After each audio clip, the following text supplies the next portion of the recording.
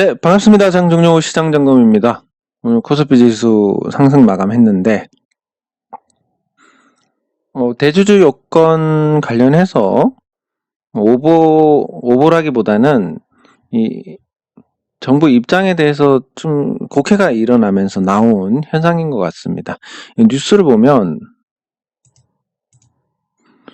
3억 원 접을 듯 이런 뉴스도 있고 10억 원 유지 사실과 달라. 뭐 해임 요청도 하고 3억 원 밀어붙이는 기재부, 또 개인 이탈 등등 다양한 뉴스들이 나오고 있습니다. 그래서 아직도 뭔지 모릅니다. 결론이 뭔지 모르고 이렇게 뭔지 모르는 불확실성이 시장에서 가장 싫어하는 거다. 불확실성이 두 번째 나쁜 악재다. 첫 번째 악재는 뭐냐면 비싼 거. 요게 가장 나쁜 악재가 비싼 거. 두 번째가 불확실성. 요렇게 이해를 하고 계시면 될 것 같습니다. 네, 코스피가 상승한 부분은 대주주 요건 완화에 대한 어떤 오보에 따른 것으로 볼 수가 있고, 그래서 장중에 이 선물 흐름을 보면 굉장히 변화무쌍했습니다. 그래서 제 선물도 손실이 좀 크게 났습니다.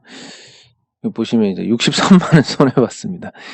이게 평균 단가도 전일 종가로 다시 매겨지기 때문에 제가 실제 311 정도 됩니다. 그래서 실제 손실이 거의 한 100만원. 100만원 손실을 봤는데, 근데 이게 제가 오전에 일정이 있어서 자리를 비웠는데 하필 요때는 수익이었습니다. 이 구간에서는. 있었으면 팔았을 텐데 못 팔았더니 그냥 여기서 그냥 확 끌어올려가지고 100만원 날렸습니다. 사실 지수가 오른 건 좋은 일인데 또 저렇게 부적을 한 장 쓰니까 지수 오르는 게 결코 좋은 일이 아닌 게 되고, 저거 말고 뭐 몇천만원 따도 저거 100만원 잃는 게 기분 더 나쁩니다. 이상하게. 왜 그런지는 모르겠는데, 아무튼 이런 일이 있었고, 이런 해프닝이 정부의 대주주 요건과 관련된 영향이었다. 그만큼 어떻게 보면 그게 시장에서 크게 작용한다라고 볼 수 있는 부분입니다. 네, 그래서 코스피의 변동은 관련 영향이었고, 아직까지 불확실하다는 부분을 정부가 밝혔고, 그리고 주요한 자리를 넘기지 못했기 때문에 내일 좋은 흐름을 보여주기는 좀 힘들지 않을까 예상을 해봅니다. 코스닥은 지지가 나왔습니다. 코스닥도 마찬가지 재료인데, 다만 다른 건 요 변동성 범위 하단과 장기 이평선이 만나는 자리. 제가 지난번에도 설명드렸지만 여기선 지지가 나올 건데 그 다음에 문제다라고 말씀을 드렸습니다. 그래서 요런 형태에서 하락 삼각형을 만들 것이냐, 아니면 저점을 깨고 요런 형태의 추세가 이제 돌아서는 과정을 겪을 것이냐, 요 문제인데, 일단은 여기서 지지가 나오고 시간을 끌고 대주주 요건 따라서 이렇게 떨어지거나 반등할 텐데, 일단 상식적으로는 대주주 요건 생각하면 10억 원 유예가 맞습니다. 왜냐하면 대주주 요건 10억 원 유예해서 2년 동안 잘 준비해가지고 전면 과세하는 게 나은데, 만약에 3억 원 강행하면 여기서 이제 대규모 이탈해가지고 폭락 나오고 주식시장 엉망되고, 그러면 나중에 전면 과세한다라고 할 때 어떻게 되겠습니까? 그때는 충격이 메가톤급으로 나오게 될 겁니다. 그러면 과세를 하지를 못하는 상황이 발생을 하게 됩니다. 그렇기 때문에 이게 유력하긴 한데, 아니 좀 빨리 냈으면 좋겠는데 자꾸 시간 끌어가지고 다 망쳐놓고 난 다음에 저거 내면 무슨 의미가 있겠습니까? 아마 정부는 10억 원 유예하고 싶긴 한데 책임 소재 미루기 위해서 주식시장 폭락한 다음에 그 다음에 꺼내들 것 같은 생각인데, 그때 되면 뭐 신용융자 쓴 분들 다 털리고 나서 그런 게 있으면 뭐 하겠습니까? 그래서 조금 안타까운 마음이고, 어쨌든 그렇지만 빠른 결정이 혹시라도 내려진다면 시장에는 호재는 아니지만 얕은 조정으로 마무리할 수 있는 어떤 재료가 될 수 있다라고 볼 수 있습니다. 그리고 먼저 사과를 드릴 일이 생겼는데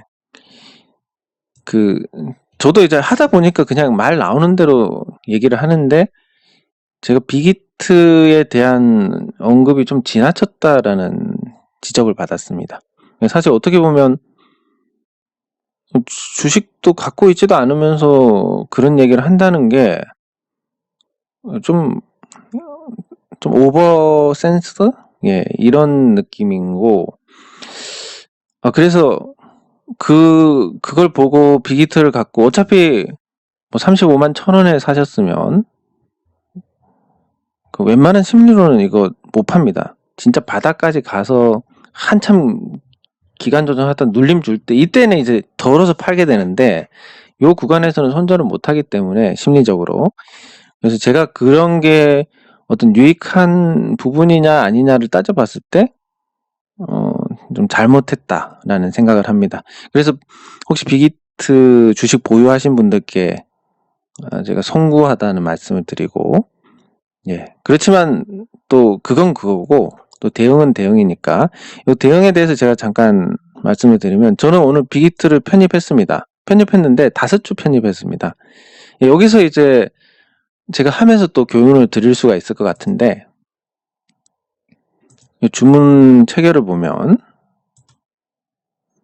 예, 체결 내용을 보면 19만 2,500원에 한 주를 사고 17만 6천원에 4주를 샀습니다. 오늘 17만 6천원은 저점입니다. 이거를 제가 어제 설명드렸듯이 고점 대비해가지고 35만 1,000원인데 요거 대비해서 반토막 나는 게 17만 6천원이다. 이 50%라는 것은 주식시장에서 굉장히 많이 통용이 되는 부분이기 때문에 여기서는 뭐 이게 바운딩 될 만한 환경이 아니더라도 사볼만 하다라고 말씀을 드렸습니다. 기술적으로 단타로. 예. 그래서 원래대로면 제가 4주가 아니라 17만 6천원에 한 주를 샀을 건데 근데 19만 2,500원 아침에 이렇게 살짝 양봉 그리는 거 보고 여기서 양봉 그리면 바운딩이 강하게 나옵니다. 이렇게. 그래서 끝나지도 않았는데 그 종가까지 기다려야 되는데 오늘 이렇게 마감하면 내일 장대 양봉 나오겠는데? 라고 해서 한 주를 이때 지른 겁니다. 그러니까 호가창 보고 마음대로는 아니지만 제 기준에 따라서 호가창 보고 판단한 게 이겁니다. 실제로는 이게 돼야 되는데 그래서 말씀드리고 싶은 게 뭐 상황 보고 결정해야지 이런 거 거의 대부분 악수가 나옵니다. 상황 보고 결정하면 대부분 최악의 결정이 나옵니다. 예를 들면 올라가는 종목 이거 상황 보고 매도해야지 못 팝니다. 그럼 이거 보고 봤으니까 여기서도 못 팔고 여기서도 못 팔고 하다가 그냥 제자리 돌아옵니다. 예. 그 상황 보고 했던 결과가 이겁니다. 예, 그리고 예정대로 했던 결과가 이거고. 왜 4주를 샀느냐? 한 주 샀기 때문에 어쩔 수 없이 물을 타야 되니까 4주를 샀습니다. 예, 그래서 지금 현재 수익이긴 한데 사실 지금의 형태로는 바운딩이 나올지 안 나올지 모릅니다. 아주 애매한 상황입니다. 그래서 뭐 내일 하루 더 내릴 수도 있는데 어쨌든 이렇게 되고 뭐 이렇게 되거나 아니면 곧장 이렇게 되거나 예. 둘 중에 하나인데 이게 조금 가능성이 높지 않을까 싶고 그리고 보호해소가 15일에 걸려 있는데 하루, 이틀, 3, 4, 5, 6, 7, 8, 9, 10 뭐 대충 이 정도 되면 나올 겁니다. 그리고 지금 이 속도대로 떨어지면 15일 만에 공모가에 팔아야 되는 상황이 발생을 합니다. 그럼 얘들은 손해입니다. 어쨌든 한번 올려주면 여기서 축축축축 떨어지더라도 이 시점부터 해서 물량을 쏟아낼 수 있는 반면 그냥 방치하면 공모가에 팔아야 되는 상황이니까 여기서 한 번은 바운딩을 줄 겁니다. 그 바운딩이 내일이냐 아니면 내일 모레냐 요 문제인데 일단 저는 오늘 샀고 왜 근데 조금밖에 안 샀느냐 말씀하시면 뭐 충분히 이제 살 금액은 있습니다. 보시면 한 2억 4천 가까이 살 수는 있는데, 단타는 여러분, 이게 제가 종목을 정확하게 잘 알고, 이 종목 확실하게 믿음이 간다. 뭐, 설령 손실을 보더라도. 그런 상태에서 이제 집어넣는 건 당연히 좀 크게 집어넣습니다. 자산 증식을 목표로 하니까. 근데 이거는 그냥 단타를 목표로 합니다. 하루 보유할 종목인데 많이 들어갈 수 있겠습니까? 그래서 뭐 많이 들어가면 100만 원 이렇게 이 정도 투자를 하는 게 맞습니다. 그리고 제가 조금 바쁜 거 마무리되면 그 종목 검색 통해서 종목 추출해 가지고 단타 종목을 올려드릴 건데, 이것도 마찬가지로 권장하는 건 항상 100만 원입니다. 이 두 가지 의미가 있는데, 하나는 단타 같은 경우는 심리에서 밀리면 절대 수익을 낼 수가 없습니다. 그렇기 때문에 100만 원 하는 게 딱 맞고, 두 번째는 큰 금액이 들어가면 단타에서 못 먹습니다. 프로그램 뭐 알고리즘이 작용을 하든 여기서 컨트롤하는 수급에서 밀어버리든 어쨌든 큰 금액이 들어가면 주가 흐름에 왜곡이 생깁니다. 그렇기 때문에 100만 원 말씀드리는 거고, 그렇지만 뭐 몇 천씩 수익 내다가 100만 원 들어가서 뭐 1,000원, 2,000원 수익 내는 거, 근데 우리가 뭐 꼭 투자라는 게 수익을 내는 게 아니라 내가 하는 접근법이 맞는지 틀린지, 그리고 이런 활동들을 통해서 누군가가 도움을 받는지 안 받는지, 그런 거 굉장히 좋은 겁니다. 사실 뭐 기업 경영을 한다라고 한다면 기업의 목적이 이익 추구니까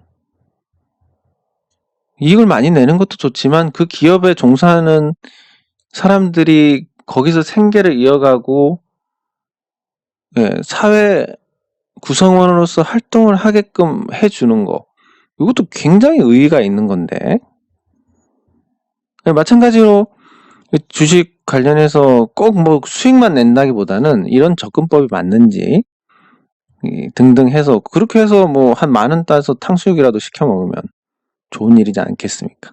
꼭 뭐 몇천만 원 벌어야 좋은 거 아니니까 소소한 재미도 있어야 되고, 그렇게 구분을 해서 생각하시면 될 것 같습니다. 어쨌든 빅히트는 바운딩 자리, 요 자리 아니면 멈추는 자리라고 말씀드렸는데, 일단 여기까지 왔으니까 내일이나 아니면 그 다음날 바운딩이 나오는지 한번 보시고, 그 다음에 현대글로비스, 이건 대형주가 왜 이러는지 모르겠는데, 지배구조 개편에 대한 기대가 정확하게 반영이 되고 있습니다. 그러면 이제 이런 게 오히려 독이 되긴 한데, 지배구조 개편에서 현대글로비스가 도대체 얼마가 되면 지배구조 개편에 필요한 자금을 만드느냐, 여기에 초점을 맞춰야 됩니다. 일단 현대글로비스 지분 30%를 보유 중입니다. 정의선 정몽구 부자가 30% 보유 중인데, 그러면 제가 추정하기로는 한 5조 원 정도 필요합니다. 그러면 현대글로비스의 시가총액이 지금보다 한 2배는 가야,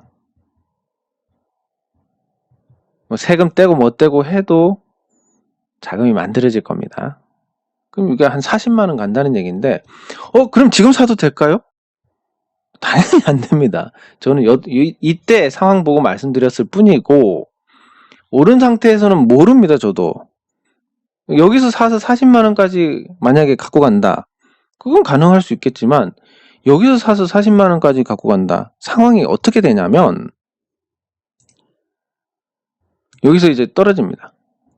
예를 들어서 그대로 올라가서 40만 원 가면 좋겠지만 여기서 떨어집니다. 그럼 여기서 산 사람들은 이 괴로운 손실 구간을 경험하게 됩니다. 그러면 이 사이에 도대체 어떻게 해야 되냐, 너 때문에 물렸다, 진짜 미치겠다, 내가 왜 이 종목을 샀을까 등등 괴로워하다가 나중에 다시 올라서 본전이 됩니다.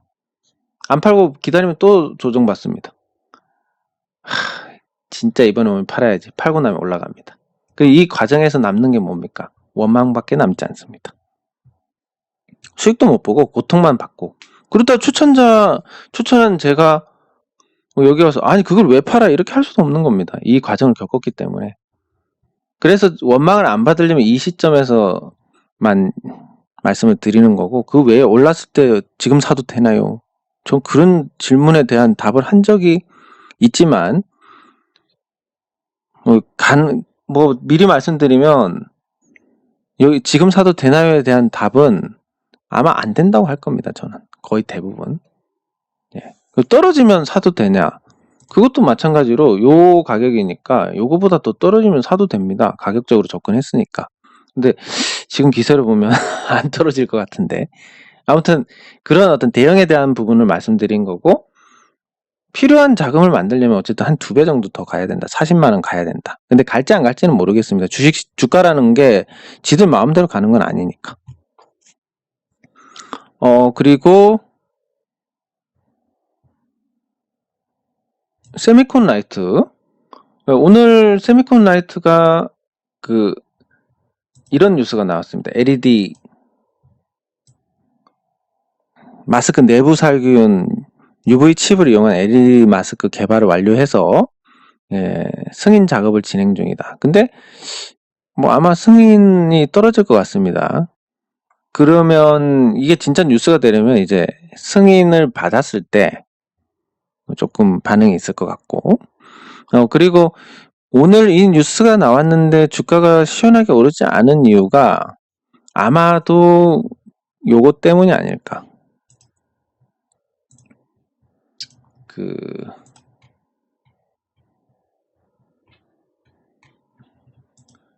요 뉴스.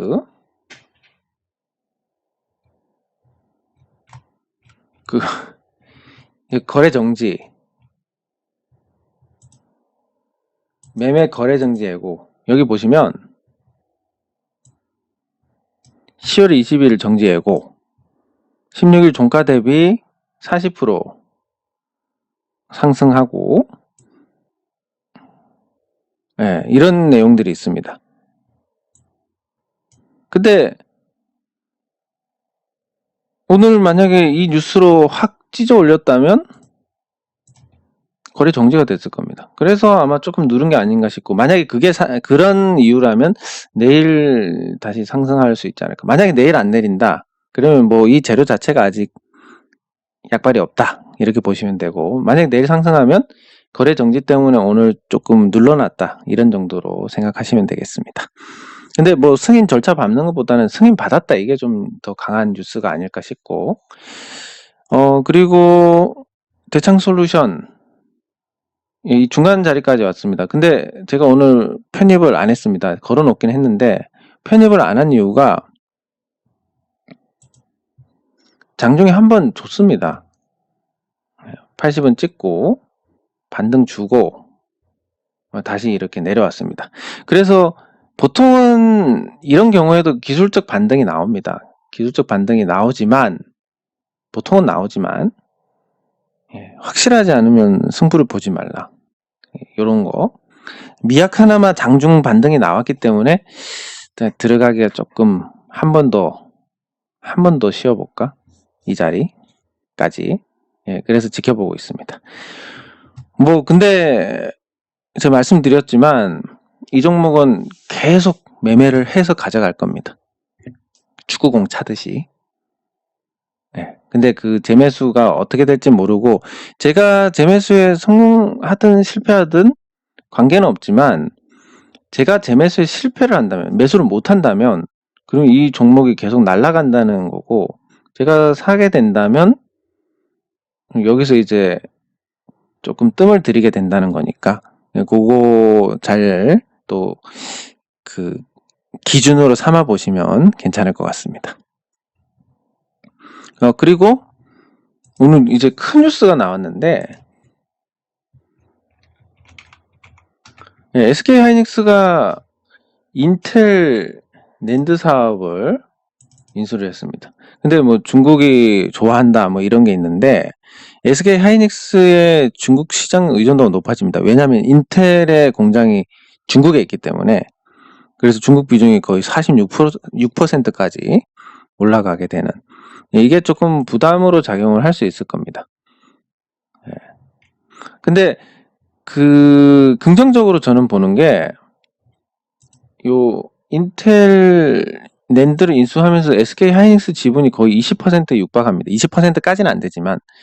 근데 여기에다가 도시바, 예전 도시바에 투자한 부분이 있으니까 그것까지 합치면 거의 40%가 되는데, 그럼 삼성전자 낸드를 넘어서게 됩니다. 점유율에서. 최소한 이제 규모 면에서는 삼성전자하고 낸드에서 경쟁을 할 수 있는 상황이 됐다. 그리고 그 낸드 사업의 비중이 미미했는데 앞으로는 비중이 커지면서 메모리 반도체 가격 변동에 조금 더 내성을 가지게 되는, 그런 회사가 될 거고, 그리고 낸드에서 경쟁이 완화됐다는 측면도 굉장히 좋은 일입니다. 그래서 이게 호재로 인식을 할 수 있는데, 다만 그 규모가 10조 3천억이나 되니까 그게 조금 단기적으로는 부담이 되지 않을까. 근데 뭐 낸드 가격이 이번 일을 계기로 올라간다면 시장은 완벽하게 호재로 받아들일 것 같고, 그게 삼성전자 주가로도 나옵니다. 제가 삼성전자 주가가 오를 만한 모멘텀이 없기 때문에 6만 원이 한계다라고 말씀을 드려왔는데, 그리고 그 내용이 지금까지 거의 대부분 보면 맞다라고 볼 수 있습니다. 다만 이제부터는 낸드 점유율이 아니라 낸드의 경쟁이 완화가 되니까 수익성 개선으로 갈 수 있습니다. 요게 어떤 모멘텀이 될 만한 재료는 충분합니다. 그래서 삼성전자가 이제 역대 최고가 돌파하고 달릴 만한 어떤 모멘텀이 생겼다. 뭐 그래봤자 삼성전자 주가가 올라가봤자 뭐 7만 원 뭐 그 정도밖에는 안 되겠지만, 그래도 뭐 굉장히 긍정적인 뉴스다 삼성전자에. 이게 이제 지수를 끌어올릴 수 있는 동기가 될 가능성이 열려 있다라고 보시는 게 맞을 것 같습니다. 그리고 조강 IRI 계속 지금 흐름을 만들어 가는데, 결국은 뭐 이대로 시세를 낸다면, 지금 급등으로 가느냐 아니면 멈추느냐의 기로에 서 있습니다. 그래서 여기서 더 달리면 이제 좀 시세가 크게 날 수 있다. 이런 관점. 근데 아직까지는 모르겠습니다. 거래량이 아직 압도적으로 터진 건 아니니까 모르는 상태고, 그리고 조강 ILI 지분을 갖고 있는 액트 보면 뭔가 좀 만들어가는 느낌? 골드 퍼시픽 먼저 달렸다가 좀 쉬는 느낌? 뭐 요런 건데, 그냥 뭐 간단하게 올라갈 때는 거래량이 터졌는데, 조정받을 땐 거래량이 없었네? 그럼 조강 ILI 주가 오르면서 다시 올라갈 수 있지 않을까 생각은 하는데, 근데 보면 뭐 전환 청구권 행사 이런 뉴스들이 많고, 그리고 뭐 안심하고 투자할 만한 그런 회사는 아닌 것 같고, 뭔가 좀 불안한 부분이 있고, 그러면 그냥 패스. 그래서 조강 ILI하고 액트하고 조금 연동이 되지 않을까, 뭐 이런 정도로 생각을 해볼 수가 있겠습니다.